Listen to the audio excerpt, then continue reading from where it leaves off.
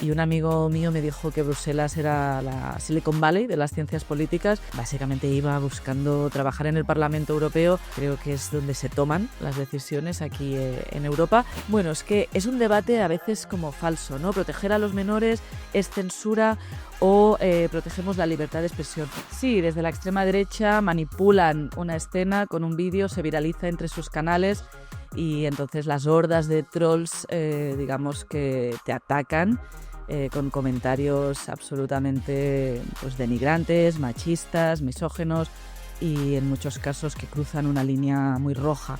Pues Famosas cookies. las famosas cookies, me quedo sin palabras, la verdad. ¿Algo de Europa que quieras decir a la gente que nos está viendo? Sobre todo que necesitamos defender Europa con uñas y dientes.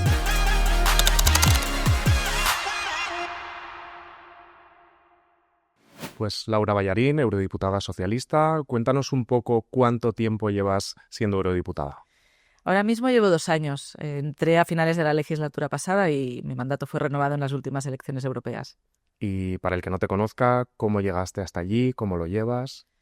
Pues llegué a Bruselas hace casi 14 años buscando un poco el sueño europeo y yo venía de haber estudiado ciencias políticas, relaciones internacionales y un amigo mío me dijo que Bruselas era la Silicon Valley de las ciencias políticas y bueno, básicamente iba buscando trabajar en el Parlamento Europeo porque creo que es donde se toman las decisiones aquí en Europa y fui asistente parlamentario de varios eurodiputados durante 7 años, jefa de gabinete de la presidenta del Grupo Socialista, de Iratxe García, durante 4 años y ahora eurodiputada. Entonces he visto como todas las fases en las que se puede trabajar en el Parlamento Europeo y, como se dice, he sido cocinero antes que fraile.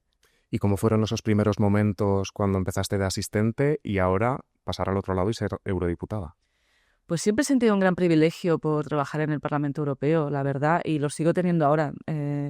Creo que es la Casa de la Soberanía Europea, impresiona mucho tener compañeros de todos los países, hacer leyes que afectan a 27 países y la verdad es que para mí es una experiencia muy, muy estimulante. Evidentemente, pues va acompañado de estar fuera de casa y hay un coste personal que tenemos que pagar y la verdad es que, bueno, a mí me gusta mucho Barcelona y la echo de menos, pero bueno, se compensa con el trabajo estimulante, con estar en el centro de las decisiones del poder europeo y he visto en estos 14 años cómo la política europea iba ganando peso a nivel mediático y a nivel de conciencia europea, la verdad. Yo creo que cuando llegué casi nadie, bueno, mis padres y mis amigos no sabían qué se hacía en el Parlamento Europeo, era una cosa súper extraña. Creo que ahora hay mucha más conciencia social de lo que hacemos. Llegaste, como decías, con tan solo 28 años. ¿La vida en Bruselas es como te la imaginabas? Bueno, a nivel de tiempo sí, no es un tópico que llueve y es oscuro y bueno, eso se hace muy pesado. Eh, Luego la ciudad es más o menos cómoda porque no es enorme. Y luego no conocía tanto las belgadas surrealistas que tenemos que afrontar los que vivimos en Bélgica, que bueno, al final te tienes que tomar con humor, tanto sean las basuras que no hay contenedores o otras cosas, pero la verdad es que sí, siempre buscaba que fuera una ciudad estimulante y lo es. Hay varias creencias que tiene la gente sobre los eurodiputados, entre ellas que no trabajáis demasiado. ¿Cuál es la que más te molesta a ti? Pues esta me molesta mucho porque trabajamos muchísimo, la verdad. Sí, yo creo que como estamos un poco más alejados del foco mediático y cuesta a veces transmitir el trabajo que hacemos y la verdad es que porque trabajamos en Bruselas y en Estrasburgo, que son nuestras dos sedes. Tenemos despacho en Bruselas y en Estrasburgo.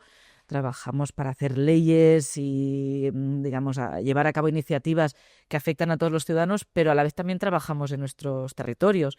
Entonces, muchos fines de semana también trabajamos porque tenemos que escuchar a nuestros votantes, a colectivos que son parte de nuestros territorios, sean ONG, sindicatos, empresarios.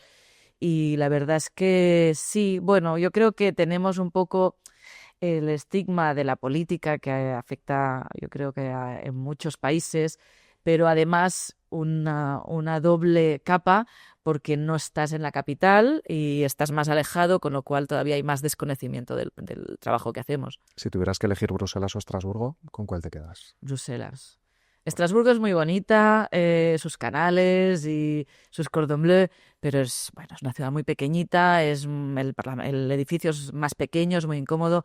Y en Bruselas tenemos unas instalaciones más grandes que nos permitan hacer más nuestro trabajo, y al final también está la comisión, está el consejo, es mucho más cómodo para todos.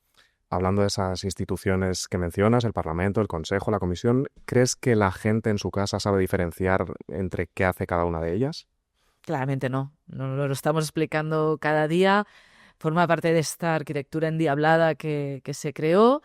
Y bueno, la verdad es que tenemos que hacer todos pedagogía, desde las propias instituciones, los medios de comunicación, y intentamos explicar que bueno, la división de poderes, legislativo, ejecutivo, judicial, en Bruselas también está, pero de otra manera, y entonces pues hay que explicar bien qué hace cada uno, quién tiene iniciativa parlamentaria, sobre todo porque es importante a la hora de pedir responsabilidades y las competencias que tenemos cada una de ellas, con lo cual, bueno, es una tarea constante. Si tuvieras que explicar en 10 segundos qué hace cada institución, ¿cómo lo explicarías? La Comisión Europea es el poder ejecutivo, tiene derecho de iniciativa legislativa, es quien nos pone las leyes encima de la mesa, y luego tenemos dos poderes legislativos, que somos el Parlamento y el Consejo, que representamos a dos poderes distintos. El Parlamento somos la voz directa de los ciudadanos europeos, y el Consejo son los Estados miembros. Muy bien, pues ya ha quedado perfectamente claro. Espero. Laura, me has comentado que tú estudiaste ciencias políticas, pero cuéntanos un poco más cómo llegaste tú a esto de la política. Estudié ciencias políticas en la Pompeu Fabra en los tiempos de la guerra de Irak, y me parecía que no era suficiente, con lo cual en paralelo primero me afilié a las juventudes de mi partido, las Juventudes Socialistas, y también fui la presidenta de la Asociación de Estudiantes Socialistas en la universidad, sobre todo para acompañar el trabajo que hacíamos en clase, con una parte más de activismo juvenil, de politización, porque eran tiempos en los cuales había muchas manifestaciones en la calle. Quien se acuerde sabrá que las leyes educativas o la guerra de Irak, sobre todo contra los consensos del derecho internacional, movilizaron mucho, y entonces decidí dar un paso más activo en ello, y entonces fui combinando los estudios con mi militancia desde los 18 años. O sea, parece que tú lo tenías muy claro. En este caso, estudiar ciencias políticas implica después dedicarse a la política. No, no tiene por qué. Yo tengo compañeros de clase que están haciendo muchas otras cosas, la verdad, desde diplomacia hasta trabajo de casas de encuestas o comercio internacional. Es una carrera muy amplia, muy bonita, que la verdad es que volvería a hacer, pero solo una parte se dedica a lo que es representar en partidos políticos y cargos públicos. Se puede hacer muchas más cosas. Y antes de empezar, ¿ese era tu objetivo, dedicarte a la política? La verdad es que no, no lo tenía nada claro. Yo más bien me veía en la universidad haciendo investigación y profesora, y de hecho lo intenté. Al acabar la carrera hice un máster de relaciones entre América Latina y Unión Europea. Las relaciones internacionales siempre fueron mi pasión, pero luego estuve un tiempo trabajando de investigadora en la universidad, y mi idea era hacer la tesis, ser profesora y, bueno, quedarme en el mundo académico. Pero la verdad es que me pilló la crisis del 2008, y los recortes en muchas becas hicieron que no fuera posible. Apliqué varias veces y no me dieron una beca para hacer la tesis doctoral, con lo cual, bueno, al final se cerró una puerta, pero se abrió una ventana, porque me dieron una beca de venir a Madrid, al Congreso de los Diputados, a trabajar en el grupo parlamentario, y entonces, pues bueno, al final me fui por otra vía. ¿Y qué tal fue esa época antes de dedicarte a la política? Lo comentabas tú en la universidad, siendo profesora, ¿lo echas de menos? Es muy bonito, y creo que he intentado siempre mantener este vínculo entre la academia y la política a través de, por ejemplo, think tanks en los que colaboro, tanto CEPS, que es el think tank europeo, o algunos otros fundaciones de pensamiento que están a medio caballo. Me gusta seguir teniendo ese pie, y bueno, la verdad es que es una vida bonita, pero bueno, estar en política también es un privilegio, y donde se cambian las cosas es haciendo política. Pues vamos a hablar un poco más de lo que haces tú en el Parlamento Europeo, porque dentro del Parlamento hay un montón de comisiones y un montón de temas que tratar. Tú estás en protección al consumidor. ¿A qué riesgos nos enfrentamos los adultos cuando estamos en Internet?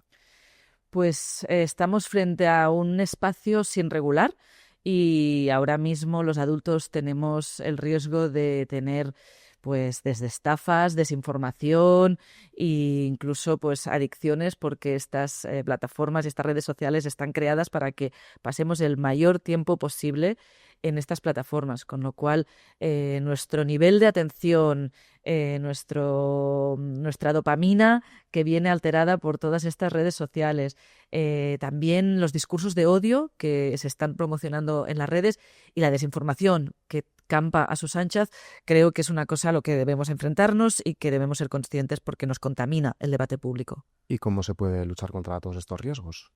Pues, por un lado, leyes que desde el Parlamento Europeo hemos puesto encima de la mesa en la legislatura pasada. La Ley de Servicios Digitales, de Inteligencia Artificial, que ponen límites a estas plataformas y, sobre todo, luchar contra los contenidos de odio, de desinformación que circulan. Y luego también una mayor conciencia, verificadores neutrales, medios de comunicación con recursos suficientes y periodistas que digan la verdad. Y luego también una concienciación de que no todo lo que ves en una web o te llega por WhatsApp es cierto. Hay varios grupos de personas más vulnerables hacia estos riesgos. Entiendo que no es lo mismo los riesgos a los que nos enfrentamos los adultos que los menores, ¿no? Para nada. ¿Qué riesgos tienen los menores? Bueno, tenemos que tener en cuenta que los menores están en un proceso de formación neurogeneracional y, claro, no tienen el mismo nivel de herramientas para distinguir lo que es cierto y lo que no, para protegerse frente a un insulto, frente a un ciberacoso, frente a un chantaje cuando cogen tu imagen y crean un desnudo con inteligencia artificial y la distribuyen entre tus compañeros de clase.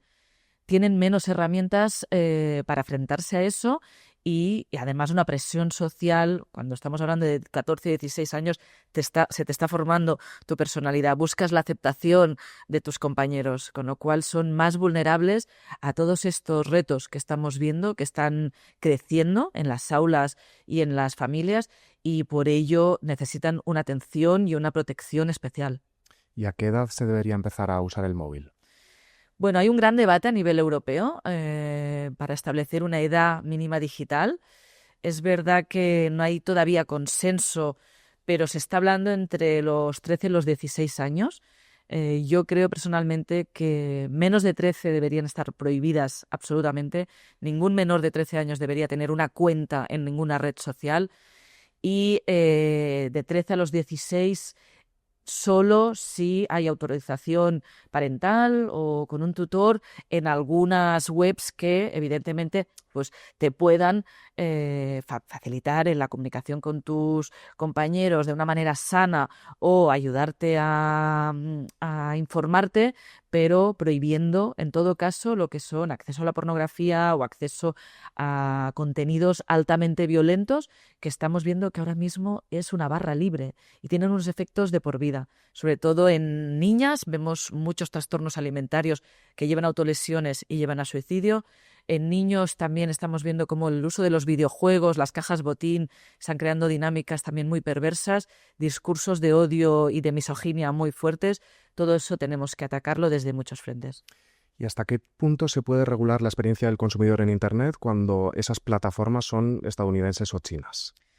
Bueno, nosotros tenemos un mercado de 450 millones de usuarios en Europa. Esa es nuestra fortaleza. Hacen muchísimos millones de dólares en nuestro país, o de yenes, en nuestro continente, perdón. Y con esa fortaleza hacemos leyes para proteger los derechos digitales. Europa tenemos un modelo único en el mundo de protección de los derechos digitales, de la privacidad. Y, por supuesto, no les gusta. Hemos tenido mucho lobby cada vez que hacemos una ley que protege estos derechos, desde el Reglamento de Datos de Privacidad de la Inteligencia Artificial o Ley de Servicios Digitales. Tenemos enfrente a un presidente maga que nos chantajea y nos dice que nos va a poner más aranceles si continuamos legislando. Yo creo que la fortaleza del bloque comunitario y no ir con 27 diferentes modalidades, eso es lo que nos da fortaleza y sobre todo hemos notado que hay cambios y que se toman en serio nuestras leyes. Oye, Laura, ¿y cómo es la experiencia de tratar con los lobbies? ¿Cómo son? Los lobbies son grupos de presión que defienden, en español serían grupos de presión o grupos de interés, defienden unos intereses en concreto y no son malos de por sí, ¿no? La verdad es que tenemos una imagen muy negativa y hay lobbies que defienden más dinero para una causa verde, una ONG o un país que defiende unos intereses en concretos en relación a visados, pero también es verdad que son empresas que hacen presión para que las leyes que hacemos en el Parlamento Europeo no vayan en detrimento de sus beneficios comerciales. Con lo cual, pues hemos visto de todo en Bruselas. Desde nos llegan mails en cadena cuando vamos a legislar una ley y nos dicen no apoyes este artículo, esta enmienda, porque va a ser perjudicial para este sector. O también campañas que podemos ver a nivel de medios de comunicación, o también los sindicatos nos piden que hagamos una legislación en favor de los derechos de los trabajadores. Hay lobbies buenos y hay lobbies malos. ¿Y cómo es luchar contra todas esas presiones? Bueno, la verdad es que hemos hecho en el Parlamento Europeo un registro de transparencia. Estamos obligados a publicar en nuestra web del Parlamento con quién nos reunimos, tanto los eurodiputados como nuestros equipos. Creo que eso es bueno, porque la transparencia es importante para que luego, cuando votemos o legislemos, la gente sepa si nos hemos reunido con una serie de empresas o de lobbies. Eso es muy positivo. Pero es verdad que en la inmensa mayoría de casos, aunque nos reunamos, no quiere decir nada. O sea, nosotros escuchamos. Es importante que cuando hacemos leyes escuchemos el efecto que puede producir en un sector o en otro. Cuando hacemos una legislación para prohibir los coches de combustión, escuchamos tanto a la industria del automóvil como a los médicos que nos dicen el impacto en la calidad del aire o en los pacientes. Con lo cual nosotros escuchamos, creo que es positivo porque hay unas implicaciones muy grandes, pero luego somos autónomos de tomar nuestras decisiones y, vamos, no tienen, digamos, efecto decisivo, sino que, bueno, es interesante saber su punto de vista. Pero la verdad es que hemos avanzado muchísimo en esto, en la transparencia y, por suerte, cada vez, digamos, es muy, muy transparente el proceso. Hablabas también de los derechos digitales. Ahora que todo el mundo opina de todo, ¿crees que se deberían poner límites a la libertad de expresión en Internet? Bueno, es que es un debate a veces como falso, ¿no? Proteger a los menores es censura o protegemos la libertad de expresión. La libertad de expresión tiene que estar y está garantizada en la Ley de Servicios Digitales, pero no puede ir en detrimento de conductas agresivas que incitan al odio, que incitan a la misoginia.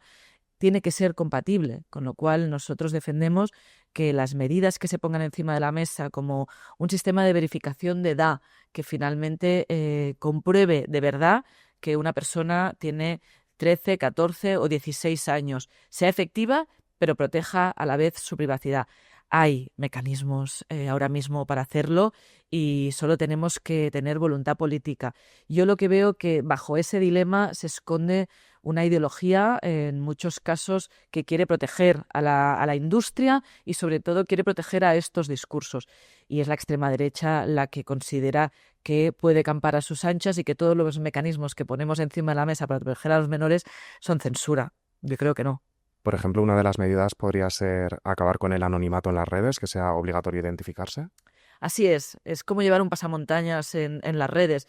Y desde el Gobierno de España ya se pidió acabar con el anonimato y creo que, o con el falso anonimato, ¿no? Porque está comprobado, los estudios globales así lo demuestran, que bajo ese anonimato se incentivan conductas mucho más agresivas que si no lo tuviéramos, con lo cual eso tiene que ir de la mano de que los estados no puedan recolectar datos de nuestros usuarios, por supuesto, pero que el anonimato es una fuente de odio y de campañas contra algunos colectivos como mujeres o colectivos progresistas, es así. Yo he vivido campañas de odio en las redes y creo que hay que acabar con ello. ¿Y qué pasó con esa campaña de odio? Porque te enfrentaste a varios ataques, ¿no?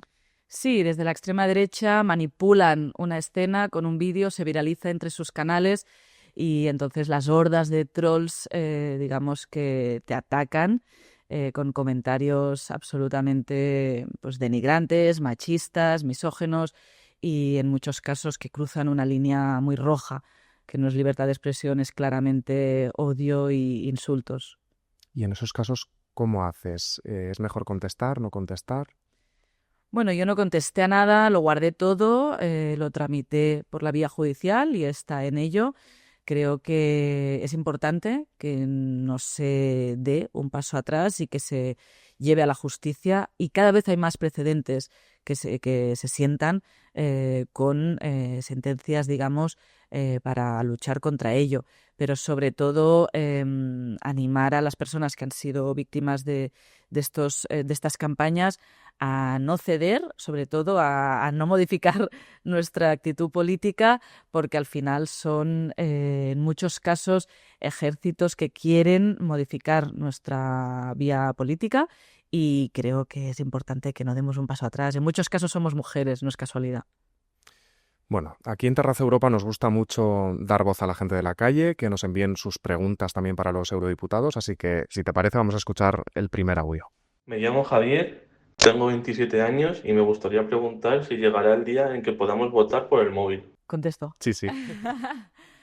Bueno, la verdad es que el sistema electoral que tenemos en España es de los más fiables, y creo que ahora mismo, con la situación de ciberseguridad que tenemos, yo no recomendaría ir a votar con el móvil. Creo que la digitalización en la administración pública es importante, pero que hay que reforzar los sistemas tradicionales de voto. Porque tendría sus riesgos, ¿no? Este sistema. Sí, yo creo que ahora mismo tendría demasiados riesgos.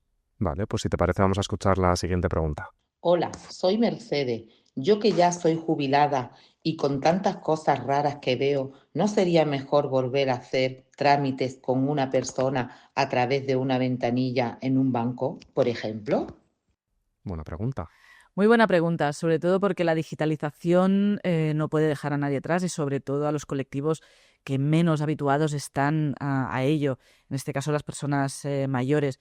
Creo que tiene que ir de la mano con unos servicios mínimos presenciales, sobre todo si hablamos de la administración pública o también en bancos. Y estamos hablando de personas mayores y también en zonas rurales, que lo vemos mucho, ¿no? Cómo tiene que ir acompañado de mantener una presencialidad a la vez que se avanza en la digitalización, que nos ofrece muchas ventajas. Claro, hay que compaginar la modernización de todos los sistemas con no desproteger a la gente vulnerable, ¿no? En este caso. Sí, tiene que ser compatible. Perfecto, Laura. Pues vamos a escuchar ya el último audio. Soy Jordi, tengo 38 años y me gustaría saber por qué la Unión Europea está tan pesada con las cookies. Es que me sale en cada página que entro. Pues famosas cookies. Las famosas cookies. La Unión Europea protege mucho los derechos digitales y tenemos un reglamento de datos personales que hace que los consumidores seamos conscientes del uso que se hacen de nuestros datos en Internet. Creo que eso es por un lado positivo, porque al final pues eso se usa para segmentar la publicidad o venderla a muchas empresas en otras áreas del mundo. Aquí está mucho más restringido. Es verdad que hace que sea incómoda la navegación, y ahora mismo en la Unión Europea se está hablando de cómo hacer compatible con una revisión de esta directiva para que la experiencia en Internet sea, digamos, más cómoda, pero a la vez nos proteja, porque al final creo que es importante que no utilicen nuestros datos para hacer dinero. A veces da cosa darle a aceptar las cookies. ¿Qué es lo que estamos aceptando? Estamos aceptando que digamos, el historial de navegación, nuestros gustos, nuestros intereses puedan ser utilizados por compañías privadas para que se nos vendan determinados productos. Con lo cual, bueno, es importante la transparencia, es importante que se limite esta publicidad y, por otro lado, siendo conscientes siempre de a lo que nos enfrentamos. Vamos a volver un poco a tu ámbito de trabajo en el Parlamento Europeo, en la Comisión IMCO. Uno de los temas que trata, si no me equivoco, es el mercado único, uno de los grandes logros de la Comisión Europea, del Parlamento Europeo, pero quedan muchos pasos por dar, ¿no? ¿Qué pasos se deberían dar para avanzar más hacia el mercado único? La verdad es que el mercado único es la columna vertebral del proyecto europeo y nos ha permitido intercambiarnos bienes, servicios durante estos 30 años que ya tiene el proyecto, y nos ha permitido crear mucha prosperidad, pero está inacabado. Y ahora mismo que hablamos tanto de aranceles, hay un informe del Fondo Monetario Internacional que dice que las barreras internas dentro del mercado único europeo suponen hasta un 110% de un arancel imaginario en servicios, por ejemplo, ¿no?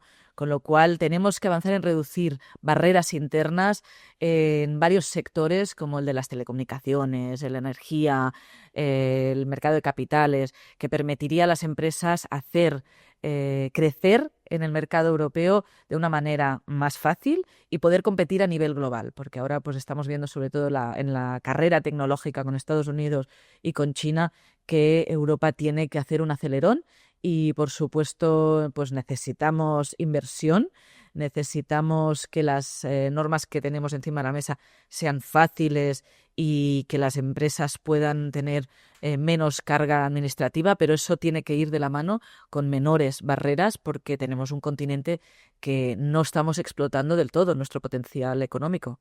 Eso te iba a decir, en tu comisión de trabajo en concreto, en IMCO, ¿en qué temas se podría avanzar más hacia ese mercado único? Pues como te comentaba, vamos a tener una regulación de telecomunicaciones y podemos intentar reducir estas barreras internas, por ejemplo, en el mercado de las telecomunicaciones. Falta mucho por avanzar en el mercado de capitales. Tenemos algunos países que no quieren porque, bueno, al final viven mucho de ellos, sea Irlanda o sea Luxemburgo, pero lo que necesitamos es, sobre todo, avanzar para que, por ejemplo, empresas pequeñas o startups puedan escalar a nivel europeo y no tengan que tener diferentes regímenes legales, llenar diferentes papeles si queremos fusionarnos con una pequeña startup desde Barcelona y desde Lisboa y así poder crecer. Eso es lo que necesitamos ahora para poder hacer frente a esta carrera tecnológica y poder hacer lo que se llama la soberanía tecnológica y digital que tanto nos hace falta. Además de todo lo que nos has contado de regulación digital, otro de los ámbitos en los que tú más trabajas dentro del Parlamento Europeo es las relaciones de la Unión Europea con África. ¿Cuál ha sido tu trabajo hasta la fecha en este ámbito? Pues el año pasado tuve el honor de ser la jefa de misión de la observación electoral a nivel europeo en Mozambique para las elecciones presidenciales y legislativas en Mozambique y fue una experiencia muy, muy bonita porque al final puedes ver el papel de la Unión Europea en un país que tiene muchas dificultades, ha vivido varias guerras civiles, es el 6º país más pobre del mundo y que al final tiene mucha necesidad de avanzar en una democratización y que la Unión Europea ayudamos en eso, con lo cual creo que África todavía es la gran desconocida, se habla demasiado poco. Es un continente pues, con unas oportunidades enormes, demográficamente va a ser enorme en los próximos años y la Unión Europea tiene, creo que, hacer una aproximación no solo desde el punto de vista de cooperación al desarrollo, de ayuda humanitaria, que por supuesto, porque existe demasiada pobreza, demasiados conflictos todavía hoy en día, pero también desde el punto de vista de alianza, de partenariado, para poder enfrentarnos juntos a los retos globales como puede ser el cambio climático, la digitalización, la seguridad, las migraciones. Lo tenemos que hacer juntos y sobre todo pues desde esta delegación lo que intento es acercar y, digamos, poner más luz a un continente que, como digo, es demasiado olvidado, pero que a la vez es precioso. Supongo que tu viaje allá a Mozambique fue heavy a nivel personal. ¿Qué es lo que más te impactó? Pues la verdad es que me impactó ver el nivel de pobreza que no era consciente que podía tener un país como Mozambique, las heridas de la guerra civil, pero a la vez el optimismo y la esperanza que tenían en relación al papel que podía tener Europa, porque a veces nos sentimos un poco impotentes, creemos que lo que hacemos no tiene mucho impacto y vivimos un poco obsesionados en esta competición con Estados Unidos y con China, y ver cómo nos escuchan. El informe que hicimos de la misión tuvo un impacto enorme en los medios de comunicación. Incluso después de presentarlo y de reunirme con el presidente y el líder de la oposición en los bares en los que luego cenaba, se me acercaban varias personas a darme las gracias, a pedirnos que siguiéramos estando presentes, porque queda mucho camino todavía por hacer para consolidar la democracia en Mozambique. Por ejemplo, el papel que tiene Europa en estos países sí que me impactó y creo que no somos conscientes. Bueno, nos estamos acercando al final, pero antes de acabar me gustaría también que nos contaras un poco un proyecto que tienes tú que tiene que ver con la protección de la infancia en la web, ¿no? Cuéntanoslo un poco. Sí, así es. Lancé una web que se llama sharetoprotect.eu, o sea, sería compartir para proteger, que es una ventana que lanzo, digamos, a las familias y a educadores para que me compartan testimonios de, digamos, el uso dañino que provocan las redes sociales, los dispositivos, las diferentes webs en nuestros menores. Y lo hago con dos objetivos. Por un lado, romper el tabú que ahora mismo todavía hay, cuando hay dramas en las familias, tanto con trastornos alimentarios, con ciberacoso, en muchos casos provocan autolesiones y en el peor de los casos suicidios, o acceso a una pornografía desmedida a una edad absolutamente que no debería tener lugar. Las familias se preguntan qué hemos hecho mal, cómo puede ser, como decían en la serie Adolescencia, pero si estaba en casa, estaba seguro. Quiero mandar el mensaje de que la responsabilidad está en estas plataformas, en estas webs, y que debemos, digamos, romper este tabú y pedir leyes que pongan límite a estas, digamos, adicciones. Y por otro lugar, como eurodiputada, creo que es importante conocer la realidad y evidentemente pues escucho, leo cosas, hablo con mucha gente, pero bueno, con la herramienta digital que me supone esta web, que está en catalán, en castellano y en inglés, además, que quiero que sea para toda Europa, pues digamos que pretendo tener un conocimiento más exhaustivo y luego voy a recolectarlos y voy a mandarlos a la Comisión Europea para hacer presión, para que nos ponga encima de la mesa una ley que sea efectiva para poder poner límites a estas plataformas. ¿Y qué acogida está teniendo? ¿Han llegado muchos testimonios? Están llegando y la verdad es que ponen los pelos de punta, ¿eh? O sea, tengo madres que me comentan, pues eso, cómo Instagram le ha robado la juventud a su niña con trastornos alimentarios, cómo padres preocupados por la radicalización del discurso de sus hijos varones, sobre todo, con discursos muy misóginos y muy violentos, falta de atención, ciberacoso. Bueno, estamos ahora empezando, es un proyecto de largo plazo con varios meses por delante que yo animo a todo el mundo que me escuche a que nos haga llegar sus testimonios y que se comparta, sobre todo porque creo que es labor de todos poner fin a esta pandemia de salud mental, física y mental que tenemos ahora con nuestros jóvenes. Pues antes de despedirnos, aquí en este video podcast en Terraza Europa nos gusta también analizar temas virales que estén dando de qué hablar últimamente. Y hace unas semanas hemos visto varios vídeos compartidos y generados por inteligencia artificial por el presidente de Estados Unidos, por Donald Trump. Veíamos uno en concreto que nos llamaba la atención, que era coronándose como rey, subido en una avioneta y lanzando algo que parecían excrementos sobre los manifestantes. ¿Qué opinión te merece este vídeo? Es que me quedo sin palabras, la verdad, al ver que el presidente de Estados Unidos pueda generar este tipo de imágenes tan, digamos, denigrantes, sobre todo en relación a una población que se estaba manifestando libremente contra una serie de medidas, ¿no? Y creo que es positivo ver que en Estados Unidos hay mucha población que no está de acuerdo con las políticas del presidente Donald Trump y la verdad es que, bueno, ver un vídeo como vertiendo excrementos sobre ellos, yo me quedo sin palabras y sobre todo creo que debemos hacer una reflexión de en qué momento estamos, ¿no? De la política, del uso de las redes sociales, pero sobre todo de la desinformación, ¿no? Porque volvemos a ello.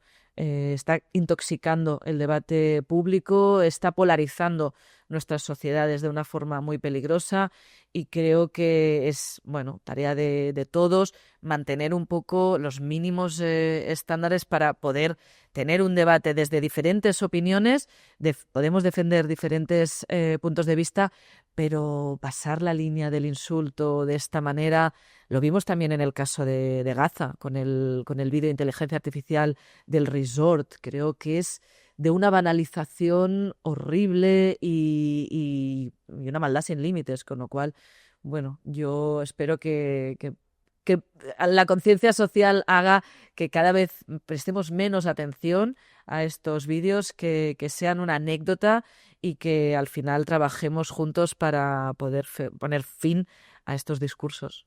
Laura, pues muchísimas gracias por haber venido aquí a Terraza Europa. No sé si hay algo que nos hayamos dejado, algo de Europa que quieras decir a la gente que nos está viendo. Sobre todo que necesitamos defender Europa con uñas y dientes. Y yo veo que el proyecto europeo está siendo muy amenazado últimamente y veo que las generaciones más jóvenes a lo mejor no entienden bien la importancia que tiene este proyecto por el que tantos hombres y mujeres lucharon, se dejaron la vida, literalmente. Nos ha traído paz, prosperidad, libertades como en ningún otro lugar del mundo. Y hablando de cuando viajo fuera de Europa, ¿no? Somos unos privilegiados absolutamente por haber nacido aquí, con lo cual un llamamiento a seguir defendiendo este proyecto. Pues Laura Ballarín, eurodiputada socialista, ha sido un placer tener esta conversación, así que gracias por venir a Terraza Europa. Gracias a vosotros. Y a vosotros os esperamos en el próximo episodio de Terraza Europa.